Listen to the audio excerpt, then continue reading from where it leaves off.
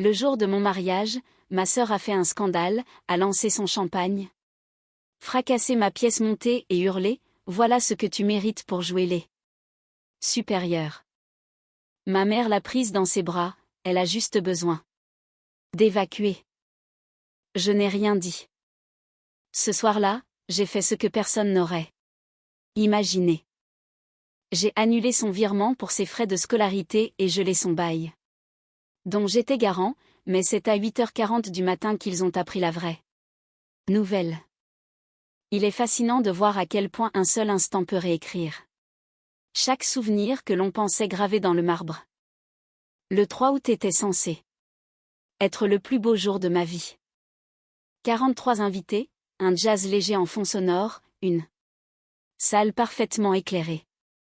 Ma fiancée, Émilie, était sublime, comme sortie d'un rêve. J'avais travaillé comme un acharné pendant des années. Mission 2. Consulting, vols interminables, nuit sur des bancs d'aéroport, payer une misère. Juste pour rester dans la course. J'avais enfin réussi à construire quelque chose. Je pensais avoir, pour une fois, le droit de célébrer cela. Béatrice ne l'entendait pas de cette oreille. Elle est arrivée en retard. Ça aurait dû être mon premier signal d'alerte. La cérémonie était déjà finie. Elle a fait une entrée remarquée dans une robe dorée dos nu, comme si elle arrivait à une soirée de gala. Pas un bonjour, pas un sourire, elle a pris une coupe de champagne et s'est isolée dans un coin. J'ai croisé son regard une fois, et elle m'a traversé comme si j'étais un parfait inconnu. Pour n'importe qui d'autre. Cela aurait pu passer pour de l'humeur, mais je connaissais Béatrice. Ce silence était le prélude. 3 semaines plus tôt, elle m'avait appelé en pleurs parce que sa voiture était encore tombée en panne. Elle m'avait déjà emprunté 1200 € en avril pour des réparations. Cette fois, elle disait qu'il lui en fallait une nouvelle, que c'était urgent. J'ai dit non, non pas par manque d'argent, mais parce que j'étais fatiguée d'être toujours son plan B. Et honnêtement, elle ne faisait plus aucun effort. Elle séchait les cours, faisait la fête avec des gens 2 fois plus âgés, racontant à nos parents qu'elle était en recherche d'elle-même. Elle a raccroché sans dire au revoir. Je n'imaginais pas qu'elle irait jusqu'à gâcher mon mariage.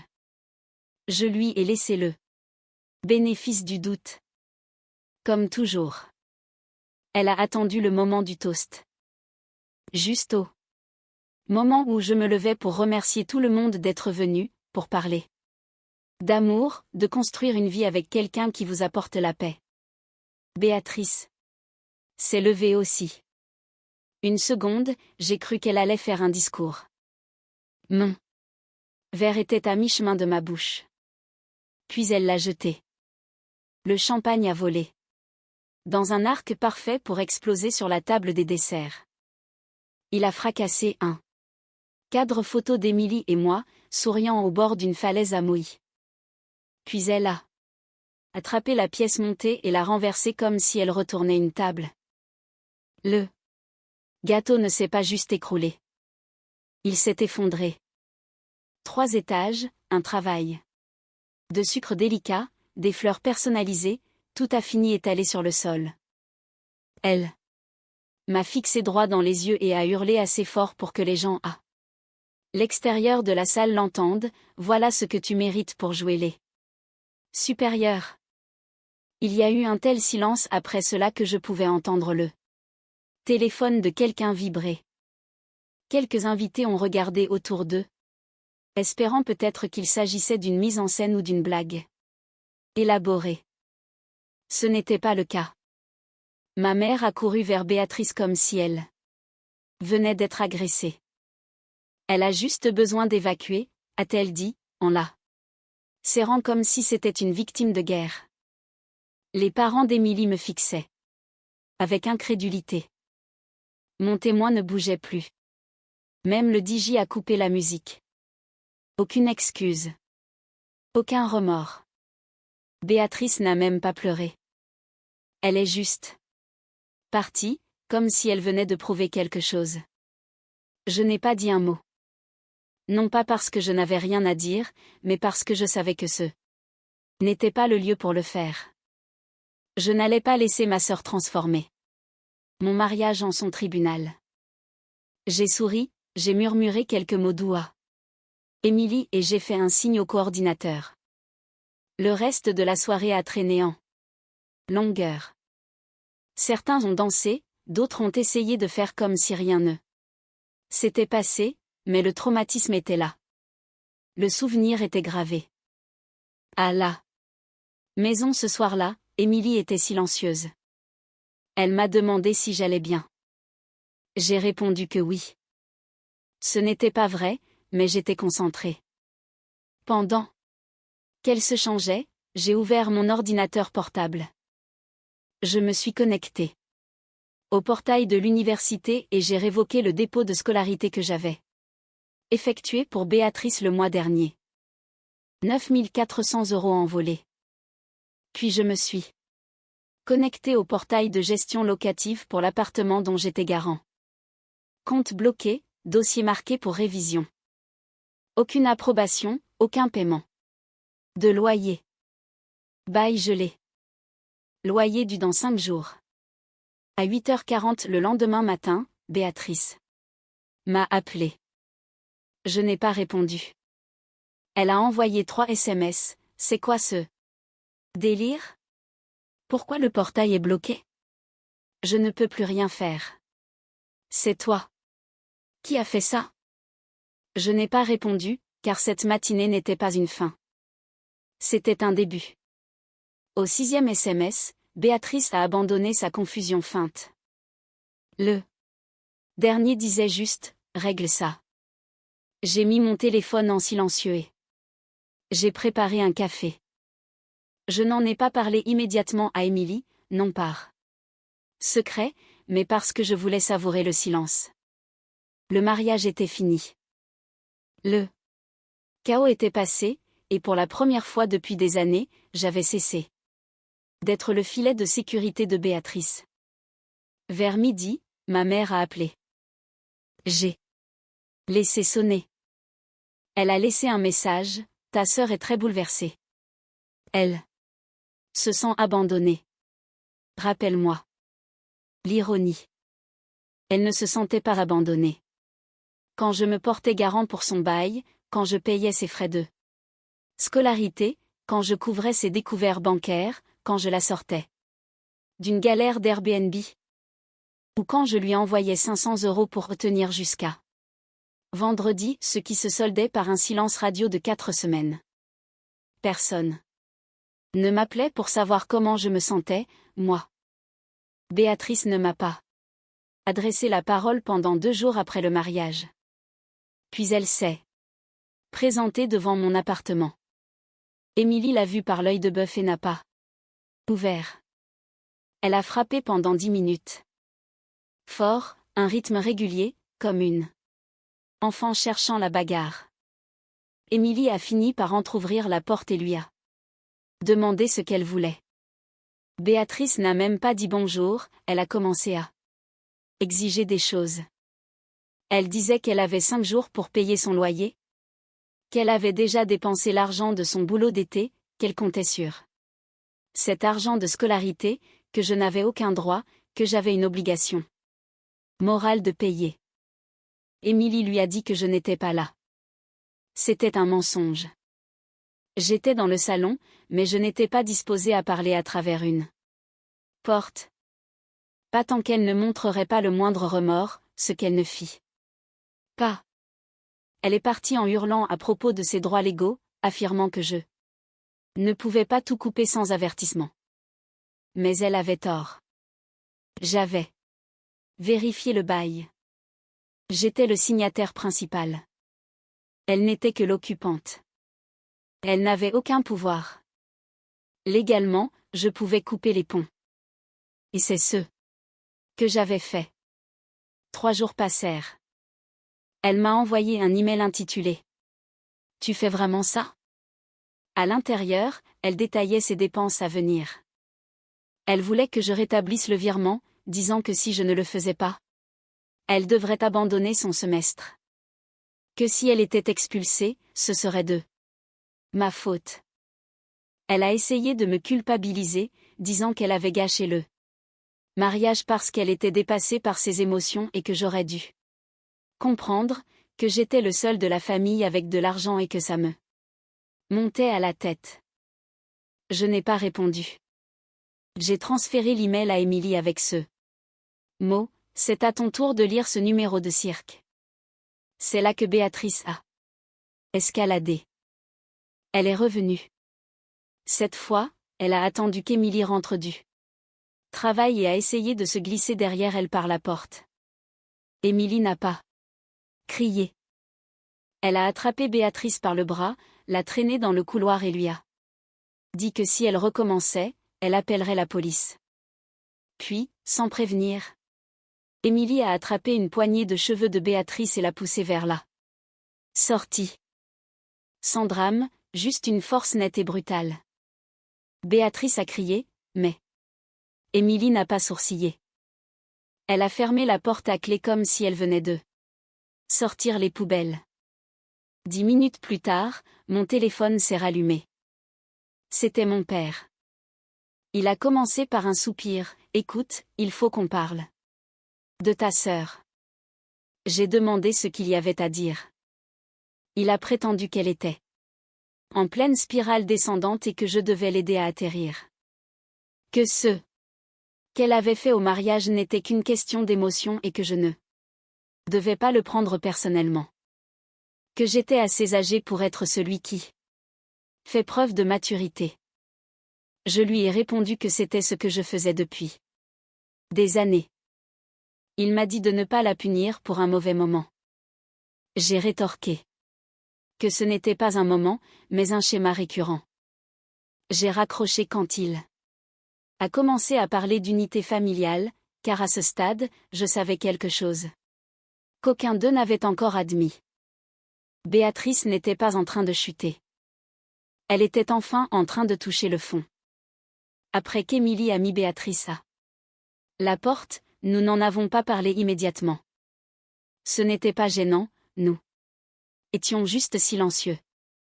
Je lui ai versé un verre de vin et nous nous sommes assis sur le canapé comme si de rien n'était, mais je pouvais sentir quelque chose changer entre nous. Pas en mal. Plus comme une stabilité. Comme si Émilie avait tracé une ligne à l'encre indélébile et qu'aucun de nous n'avait plus à se demander où elle se situait. Béatrice n'est pas revenue le lendemain, mais elle n'a pas disparu pour autant. Elle a commencé à envoyer des messages à Émilie. Pas à moi, à Émilie. Des excuses enveloppées de culpabilisation, des petits paragraphes jouant la maturité, mais finissant toujours par une variante de « il me doit ça ». Émilie a ignoré tout le monde et a fini par bloquer son numéro. Après le 4e message. Alors Béatrice a changé de tactique. Elle a envoyé des SMS à nos parents disant qu'elle était agressée physiquement et traitée comme une moins que rien par Émilie. Elle a fait croire qu'elle était venue pour se réconcilier et qu'Émilie lui avait tendu un piège. C'est là que le groupe de discussion a été créé. Mon père nous a ajouté, Émilie, ma mère, Béatrice et moi, dans un vortex chaotique, écrivant, ayons une discussion honnête sans hurler ni bloquer. Nous sommes toujours une famille. Béatrice a réagi là. Première, disant qu'elle était blessée. Qu'elle avait pété les plombs au mariage parce qu'elle se sentait invisible. Qu'elle voulait que quelqu'un reconnaisse à quel point elle se sentait oubliée. Elle prétendait que je n'avais cessé de lui jeter ma réussite à la figure pendant des années. Ma mère s'est mêlée de l'affaire, disant qu'il était temps d'avancer et de lui pardonner. Pendant qu'elle se cherche encore. Elle a fini son message par « Elle reste ta petite sœur ».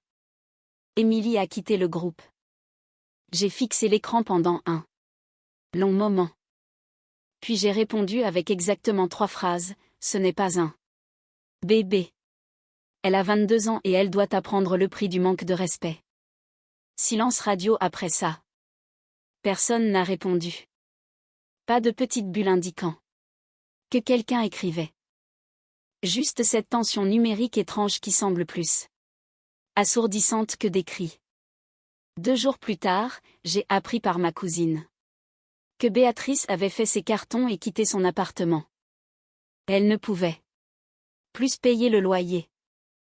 La société de gestion m'a contacté pour la paperasse finale. Je n'ai pas résisté.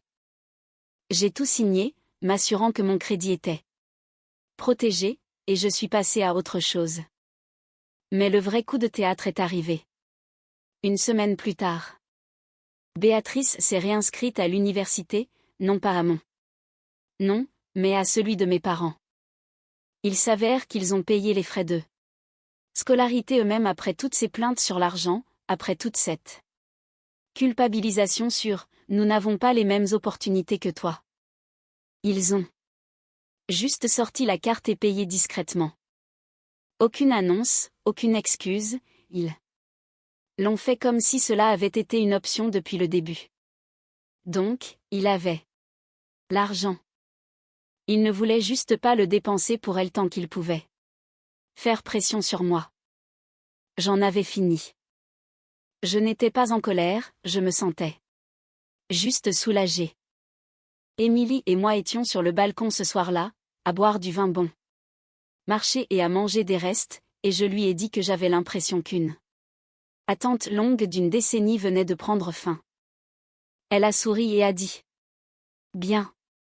Maintenant, on peut vivre. » Et c'était la première nuit où je l'ai vraiment cru.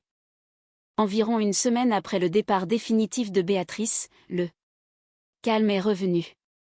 Plus de textos de colère, plus de visites surprises. Pour la première fois depuis longtemps, on aurait dit que l'orage était passé. Puis ma mère a appelé.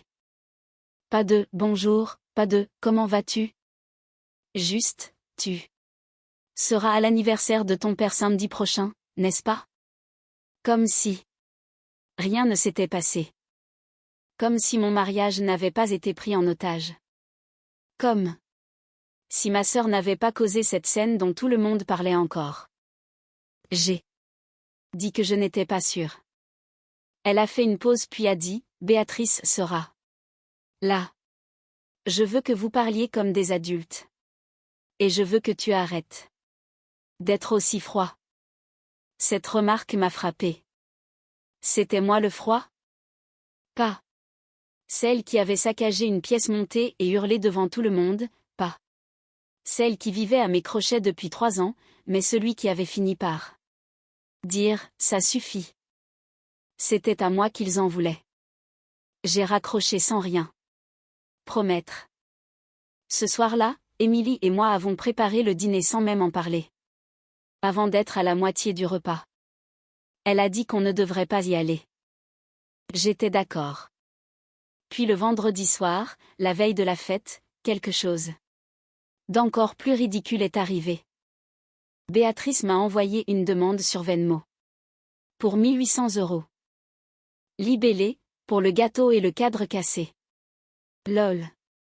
On fait comme si de rien n'était. Je n'ai même pas réagi sur le moment. J'ai juste tendu mon téléphone à Émilie et je suis allée sur le balcon. Quand je suis revenue, elle avait un air très calme. Je lui ai demandé ce qu'elle avait écrit. Elle a haussé les épaules, elle ne va pas aimer ça. 15 minutes plus tard, Béatrice nous avait bloqués sur tout. Nous ne sommes pas allés à l'anniversaire de mon père, mais Béatrice, si. Et elle n'est pas passée inaperçue. Elle est arrivée dans une combinaison blanche qui ressemblait étrangement à une tenue de mariée. Ma cousine Cara nous a envoyé une photo avec la légende « Elle ne va pas bien ». Apparemment, elle a amené un agent immobilier rencontré 2 semaines plus tôt et a raconté à la moitié des invités qu'ils allaient bientôt emménager ensemble. À l'autre moitié, elle a répété. De grandes choses arrivent. Elle n'arrêtait pas de dire ça. De grandes choses. Ce lundi-là, nous avons découvert ce que c'était. Béatrice a lancé un podcast. Titre, Blessure de lignée, grandir avec l'enfant prodige. La bande-annonce est sortie sur Instagram et TikTok. Dans la voix off, elle disait. Je pensais que la famille signifiait sécurité, et, parfois, les gens les plus toxiques sont ceux avec qui on partage le même nom de famille. C'était si théâtral que ça semblait scripté. Mais elle n'avait pas fini. À la fin de la vidéo, elle a remercié un sponsor, une application de thérapie, la même que je lui avais présentée un an auparavant quand elle m'avait appelé en pleurs depuis les toilettes d'un bar après une crise d'angoisse. Elle avait signé un vrai contrat. Ils ont republié sa vidéo. Elle a fait plus de 10 000 vues en 24 heures. Dans les commentaires, les gens adoraient ça, la trouvaient courageuse.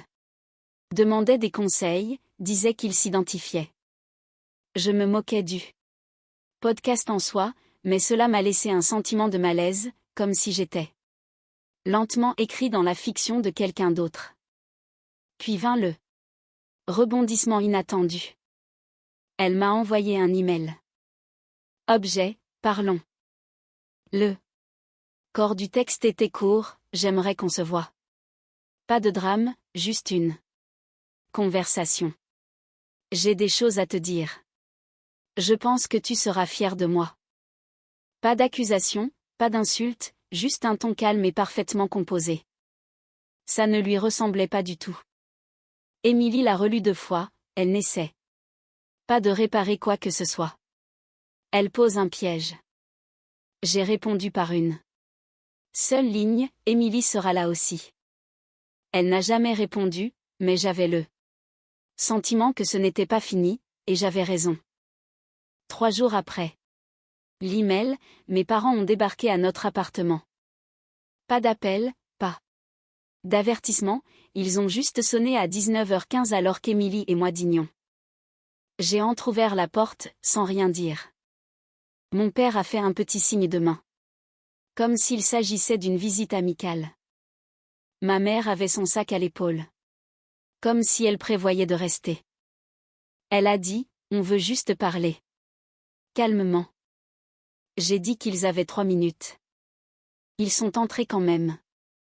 Émilie est restée dans la cuisine, les bras croisés, sans dire un mot.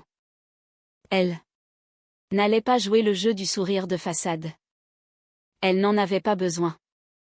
Tout le monde savait où elle se situait. Ma mère a commencé, elle a dit que Béatrice traversait une période de transformation et qu'elle avait fait des erreurs.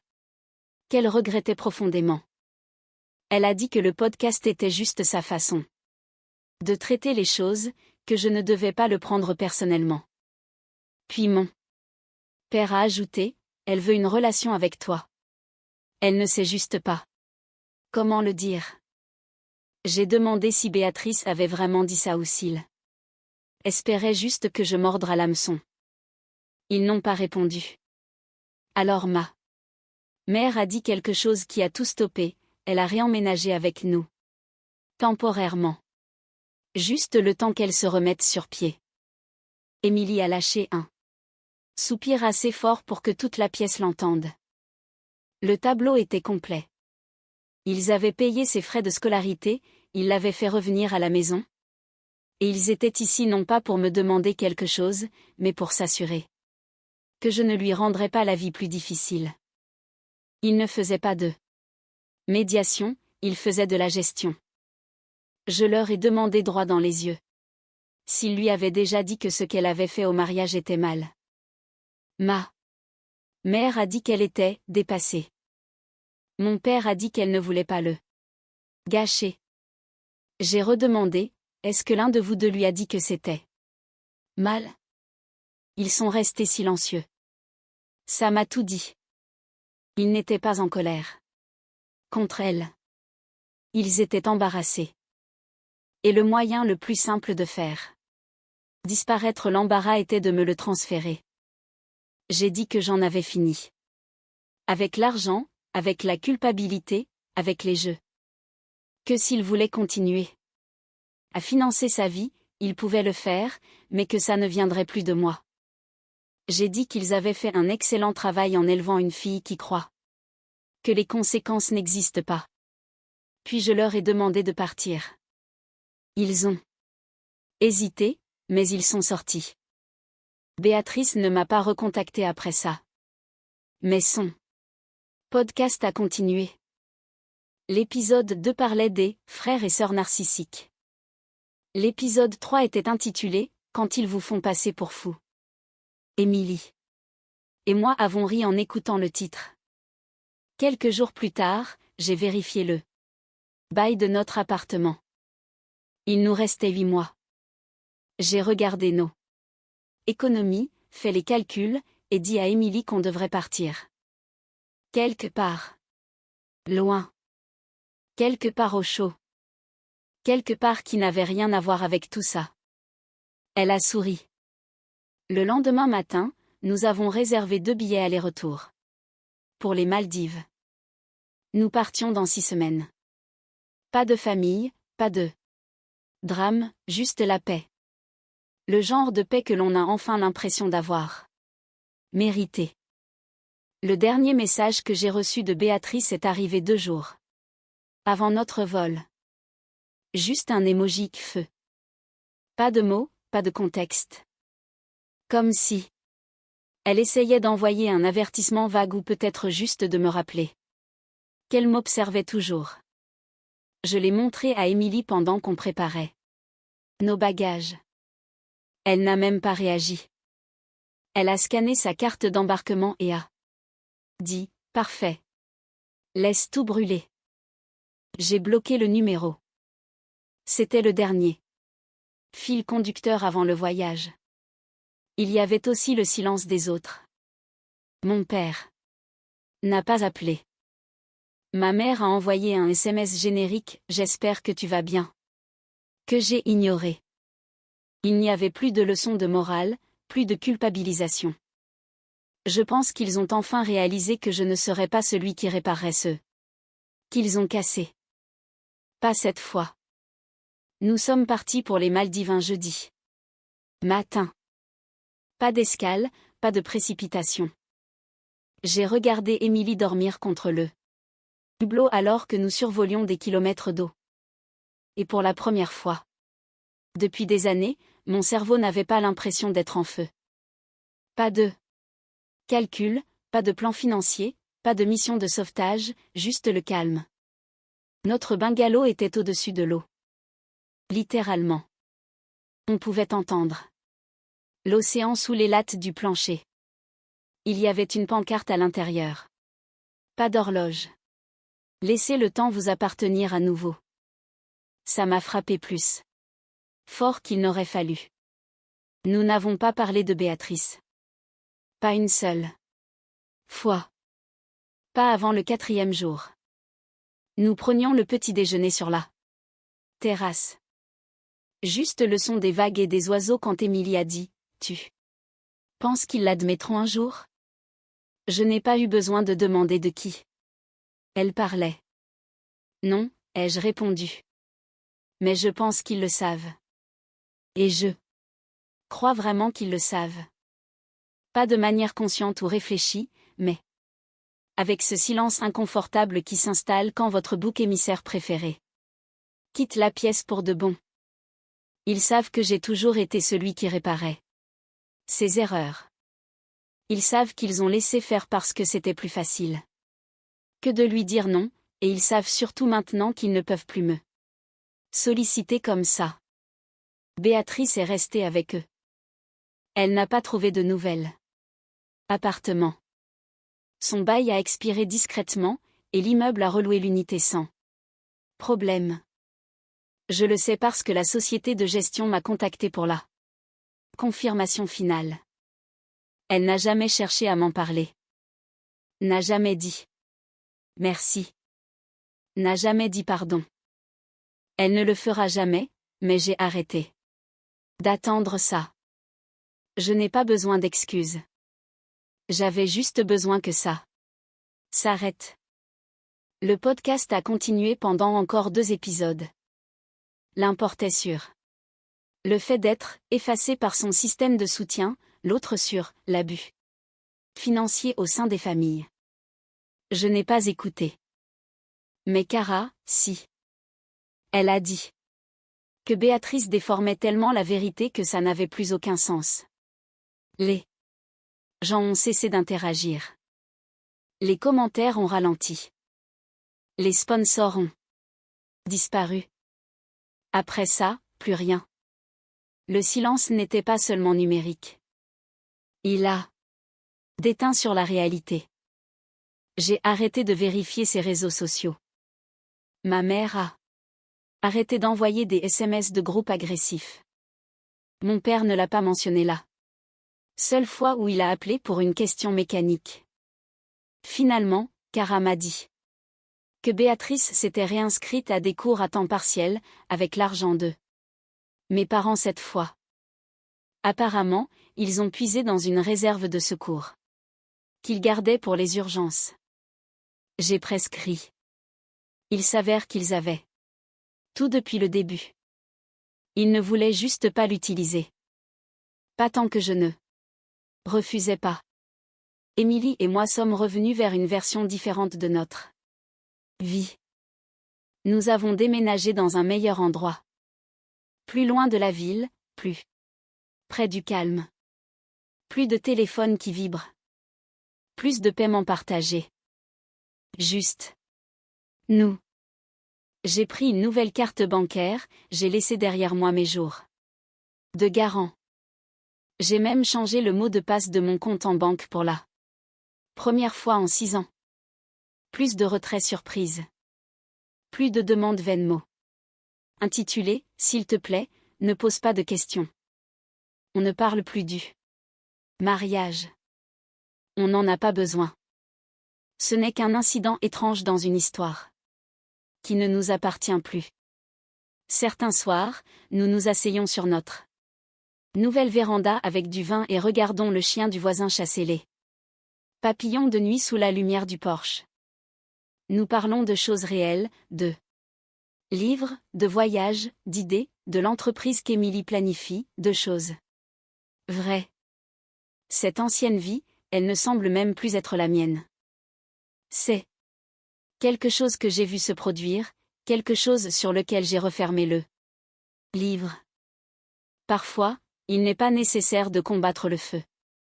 Parfois, il suffit de le laisser se consumer et de s'éloigner, enfin au chaud.